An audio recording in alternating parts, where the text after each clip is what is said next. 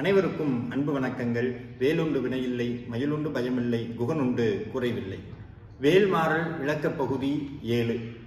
இந்த வேல்மாறல்ல ஒவ்வொரு எழுத்தும் மந்திரம், ஒவ்வொரு வார்த்தையும் மந்திரம்ங்கிறதுக்கு சாட்சியாக எத்தனை அடியாருடைய வாழ்க்கையில எல்லாம் உள்ள முருகப்பெருமான் இந்த வேல்மாறல்ங்கிற மகா மந்திரத்தின் மூலமாக தன் அருளாற்றலை பாய்ச்சி கொண்டிருக்கிறார் அப்படின்னு ஒவ்வொரு நாளும் வரக்கூடிய அந்த அனுபவங்களை படிக்கும் போது மெய் சிலிர்க்கிறது. ஏன்னா என்னைக்குமே வாரியார் சுவாமிகள் சொல்லுவார், இருட்டுல ஒரு விஷயத்தை கண்டுபிடிக்கணும் அப்படின்னா 3 விஷயங்கள் இருந்தா கண்டுபிடிச்சிடலாம் அப்படின்னு சொல்லுவார். இருட்டுல நம்ம எங்கேயாவது தொலைஞ்சு போயிட்டோம், இல்லை இருட்டுல எங்கேயாவது நம்மளுக்கு பாதை தெரியணும்னா இந்த உலகுக்கு 3 அண்ணன் சாட்சியாம். என்ன சொல்றார்? ஒண்ணு சூரியன், இன்னொன்னு சந்திரன், இன்னொன்னு அக்னி. இந்த அக்னியோட சேர்ந்து வார்த்தையும் சேர்த்துக்கலாம்னு சொல்லுவார். அதாவது வார்த்தை சவுண்டு. சிம்பிளா சொல்றேன் பாருங்க. உதாரணத்துக்கு சூரியன் இருந்தா இருட்டு போயிடும், நிலவு வெளிச்சிருந்தாலும் இருட்டு போயிடும். அதே மாதிரி இந்த சத்தம் இருக்கு பாருங்க, வார்த்தைகள். இப்ப நீங்க எங்கேயாவது ஒரு கானகத்துல தொலைஞ்சு போயிட்டீங்க அப்படின்னா, வழி தெரியல அப்படின்னா, எங்கேயாவது சத்தம் கேட்டதுன்னா அந்த சத்தத்தை வச்சு நம்ம போயிடலாம். அதே மாதிரி இந்த வாழ்க்கையில திக்கு தெரியாத இந்த வாழ்க்கையில நல்ல நிலைமையை அடையணுங்கிற ஒரே நோக்கத்தோடு முருகப்பெருமான் அருளால எத்தனையோ அடியார்கள் இந்த வார்த்தைகளை நமக்கு கொடுத்திருக்கிறாங்க. அதுல அருணகிரிநாத பெருமான் கொடுத்த இந்த வேல் வகுப்பாகட்டும், அதை மாற்றி அமைத்த வள்ளிமலை சுவாமிகள் தந்த இந்த வேல் மாறலாகட்டும், இந்த வேல் மாறல திருப்ப சொன்னா என்ன கிடைக்கும் அப்படின்னா, இந்த உலகத்தில் இருக்கக்கூடிய இருட்டான பாதை விலகி முருகன் இருக்கக்கூடிய இடத்துக்கு இந்த சத்தம் நம்மளை கொண்டு போய் சேர்க்கும்.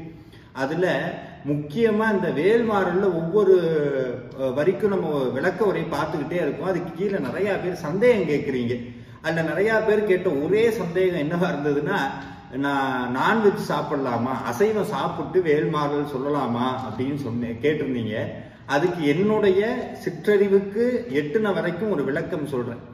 இந்த உடம்புக்கு ரொம்ப ரொம்ப முக்கியமானது எதுன்னு பார்த்தீங்கன்னா உணவு. உணவு இல்லாம நம்ம எதுவும் பண்ண முடியாது. உணவு, தண்ணீர், தூக்கம், இதெல்லாம் அடிப்படை தேவைகள்.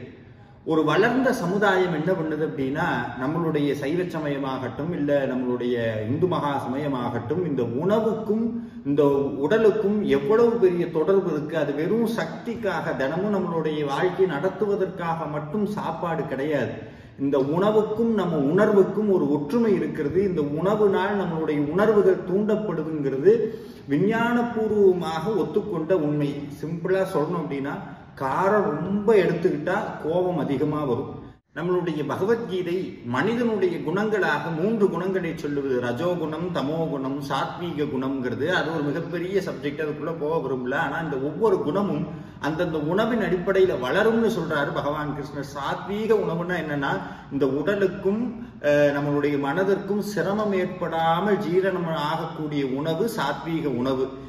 காய்கறிகள், இதுக்கப்புறம் நம்மளுடைய பழச்சாறு, இதெல்லாம் சாத்வீக உணவுகள். சாத்வீக குணம்னா தெய்வீகத்தன்மை வாய்ந்ததுன்னு அர்த்தம். இன்னும் எளிதா சொல்றேன் பாருங்க. எந்தெந்த உணவெல்லாம் உங்களுடைய வயிறு ஜீரணமாகிறதுக்கு தவிக்குதோ, ஜீரணம் பண்ண முடியாம உடல் உபாதைகளை ஏற்படுத்தி ரொம்ப சிரமப்பட்டு ஒரு பொருளை ஜீரணிக்குதுன்னு சொன்னா, அது உங்க உடலுக்கும் சரி மனதிற்கும் சரி உங்களுடைய வாழ்க்கைக்கும் ஒத்து வராத உணவுன்னு அர்த்தம். இப்போ அசைவத்துக்கு வருவோம். நம்மளுக்கு அசைவ உணர்வு ஏற்புடையதான்னு கேட்டா, முருக வழிபாட்டுல ரொம்ப ரொம்ப ரொம்ப முக்கியமானது. அருணகிரிநாத பெருமான் சொல்றார், முருகப்பெருமான் யாருக்காக அவதாரம் பண்ணினார் பூமியில அப்படின்னா, மனிதர்களுக்காக மட்டுமல்ல, செடி கொடியிலிருந்து புல் பூண்டு தொட்டு மனிதர்கள், தேவர்கள் அத்தனை பேருக்காகத்தான் முருகப்பெருமான் திருவதாரம் எடுத்தார்னு கச்சியப்ப சிவாச்சாரியார் தொட்டு அருணகிரிநாதர் வந்து எல்லாம் சொல்றார். அதனாலதான் முருகப்பெருமானுடைய வழிபாட்டுல பாருங்க, கடம்ப மலர்னு செடிக்கு முக்கியத்துவம், அதே மாதிரி மிருகங்கள்ல யானைக்கு முக்கியத்துவம், பறவைகள்ல மயிலுக்கு முக்கியத்துவம், மனிதர்கள்ல சொல்லவே வேண்டாம். அருணகிரிநாதர்ல இருந்து வாரியார்ல இருந்து வள்ளலார்ல இருந்து சொல்லிக்கிட்டே போனான். தேவர்கள்ல இந்திரனுக்கு முக்கியம், கடவுள்ல சிவபெருமானுக்கும், இப்படி அத்தனை பேருக்குமான கடவுள் முருகப்பெருமான். அப்படின்னா என்ன அர்த்தம்? முருகனை யாரெல்லாம் வழிபடுறாங்களோ எந்த உயிருக்கும் தீங்கு நினைக்க கூடாது. நீங்க திருவள்ளுவரை படிச்சிருந்தா தெரியும், புலாலை மறுப்பது அப்படிங்கிறது எவ்வளவு முக்கியங்கிறத சொல்லியிருப்பார். ஏன்னா ஒரு தான் உடம்ப வளர்க்கறதுக்காக இன்னொரு உடலை கொன்று புசிப்பவனுக்கு எக்காலத்திலையும் இறைவனுடைய அருள் கிடைக்காதுன்னு சொல்றாங்க. இது நான் சொல்லல, வள்ளுவரே சொல்றார். அப்போ முருக வழிபாட்டுல ஒரு முக்கியமான அடிப்படை, தயவு செஞ்சு அசைவம் சாப்பிடுவதை நிப்பாட்டி விடுங்கள். இது நான் கண்டிஷனா சொல்லல, எனக்கு சொன்ன பெரியோர்களுடைய ஒரு அறிவுரையா சொல்றேன். ஏற்கிறவங்க ஏத்துக்கலாம், விட்டுறவங்க அவங்க விருப்பம். வேல்மாறல் படிக்கும் போது அசைவம் சாப்பிடணுமா, சாப்பிடலாமா, சாப்பிட்டு சொல்லலாமான்னு கேட்டா சொல்லக்கூடாது. இன்னமும் சொல்ல போனா அசைவம் சாப்பிடுபவர்கள் மந்திரத்தை சொல்லாமல் இருப்பது நல்லது. ஏன்னா அதுக்கு தகுதிங்கள் எல்லாம் 2வது பட்சம். எப்போ உங்களுடைய மாமிசம்ங்கிற உணவு உங்க உடம்புக்குள்ள போயிருச்சோ அப்பவே அந்த சதையிலிருந்து உண்டான உணர்வுகள் தான் உங்க மேல அதிகமா இருக்குமே ஒழிய சாத்வீக உணர்வுகள் இருப்பதற்கு வாய்ப்பே கிடையாது. அதனால அந்த உணவை தவிர்த்து விடுவது நல்லது. ஏன் நான் இன்னைக்கு இவ்வளவு இன்டெப்தா அதை சொல்றேன் அப்படின்னா, இன்னைக்கு நம்ம எடுத்திருக்கக்கூடிய வரியும் இது சம்பந்தமானதான். என்னன்னா, அருணகிரிநாதர் வேல் வகுப்புல இந்த விஷயத்தை அழகா சொல்றார். வேல்மாறல்லையும் அது வரும், உங்களுக்கு தெரியும். அது என்னன்னா, பசித்தழுகை முசித்தழுது முறைப்படுதல் ஒழித்து அவுணர் உரத்து உதிர நினத்திசைகள் புஜிக்க அருள் நேரும் சொல்றார். இது அப்படியே நீங்க ஒரு உருவகப்படுத்தினீங்கன்னா, போர்க்களத்துல பேய்கள் எல்லாம் நின்று கொண்டிருக்கிறதா. பசித்து அழகை, அழகைன்னு சொன்னா பேயின்னு அர்த்தம். பேய் பசியினால துடிக்குதான். ஆகா எனக்கு பசிக்குதே, ரொம்ப மெலிஞ்சு போச்சான். பசித்தழுகை முசித்து அழுது, முசித்துன்னா ஒல்லி ஆகிறதுன்னு அர்த்தம். அப்படி ஒல்லியாகி அழுகுதான், பசியினால துடிச்சு எனக்கு சாப்பாடு வேணும் சாப்பாடு வேணும்னு கேட்கிற முறைய நிப்பாட்டி, அது பசிக்க கூடி நேரம் இல்லாத அளவுக்கு அரக்கர்களுடைய, அவுணர்னு சொன்னா அரக்கர்னு அர்த்தம். அந்த அரக்கர்களுடைய உரத்துதிர ரத்தம் தோய்ந்த சதைகள், அது எப்பேற்பட்ட சதைகளா, கொழுப்பு நிறைந்த சதைகளை அந்த அரக்கரை கொன்று வேல் அவங்க அந்த பேய்களுக்கெல்லாம் உணவாக மாறி போட்டுதான். இதை நீங்க இப்படி படிச்சுட்டே வரும்போது ஒரு சின்ன நெருடல் வரும். என்னடா அது, பேய்க்கு போய் வேல் அப்பேற்பட்ட அரக்கரோட உடலை கொன்னு போடுதா அப்படின்னு ஒரு சின்ன தயக்கம் வரும். இதுல ரொம்ப ரொம்ப சூட்சமான ஒரு விஷயத்தை அருணகிரிநாதர் சொல்றார். என்னன்னா, நம்மளுடைய வாழ்க்கையில ஒவ்வொருத்தருக்குள்ளும் ஒரு பேய் இருக்குங்க. அது என்ன, குடும்ப பேயா இருக்கலாம், பணப்பேயா இருக்கலாம், பதவி பேயா இருக்கலாம். இந்த பேய்க்கு மட்டும் பசி அடங்கவே செய்யாது. எவ்வளவு கொடுத்தாலும் போய்கிட்டே இருக்கும். அந்த பேய்க்கு திருப்தி வருமானு கேட்டா நிச்சயமா வராது. அப்படி இந்த பிறவி பேயினுடைய அந்த பசியை தீர்த்து மீண்டும் பிறவி இல்லாமல் அந்த ஆசைங்கிற பேயும் அடக்கி அந்த சொல்றாரு பாருங்க, நினத்திசைகள்ங்கிறார், கொழுப்பேறிய சதைகள்ங்கிறார். நம்ம பாவ புண்ணிய வினையெல்லாம் இருக்குல்ல, இது எல்லாம் கொழுப்பேறிய சதையான்.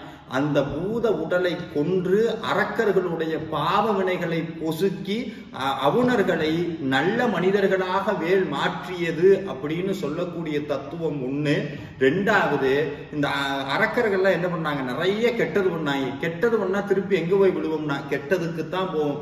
எவ்வளவுக்கு எவ்வளவு தீமை முடிகிறோமோ அவ்வளவுக்கு அவ்வளவு திருப்பி தீமை நம்மளுக்கே எதை செய்தாலும் திருப்பி நம்மளுக்கே வரும்.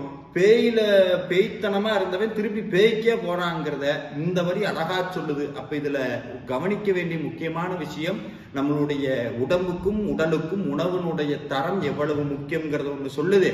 2வது, ஒரு கெட்டவனுடைய வாழ்க்கை கெட்டதுலதான் முடியும்னு சொல்லுது. கெட்டதுன்னா என்னதுங்க, ரொம்ப சிம்பிள். என்னைக்கு நம்மளுடைய மனதிற்கும் நம்மளுடைய உடம்பிற்கும் நம்மளுடைய வாழ்க்கைக்கும் அதே மாதிரி பிறருடைய வாழ்க்கைக்கும் எல்லளவு கூட தீங்கு விளைவிக்காத ஒரு செயல் இருக்கும்னு சொன்னா அது நல்லது. ஏன் நான் நல்லா இருக்கணுங்கிறக்கா எது வேணா செய்வேன்னு சொன்னா அது கெட்டது. இப்படி எவ்வளவு தீமை செய்யறோமோ அந்த தீமை எல்லாம் செய்யறவனுக்கு கடைசியில் அந்த தீமையினாலேயே அந்த அழிவு காலம் வருங்கிறத இந்த 2 வரி சொல்லுது. சொல்லுவாங்களே, கத்தி எடுத்தவனுக்கு கத்தியிலே மரணம்ங்கிற மாதிரி நம்மளுடைய வாழ்க்கை எப்படி அமைச்சுக்கிறோமோ அந்த வாழ்க்கை தான் நம்மளுக்கு முடிவாகவும் வரும். அப்ப நம்ம வாழ்க்கை முடிவே இல்லாம மிகப்பெரிய பேரின்ப வாழ்வு வேணும்னா முருகனுடைய வழிபாட்டு நம்மளுடைய வாழ்க்கையை வைத்துக் கொள்ள வேண்டும்ங்கிறத சொல்லக்கூடிய அற்புதமான வரி.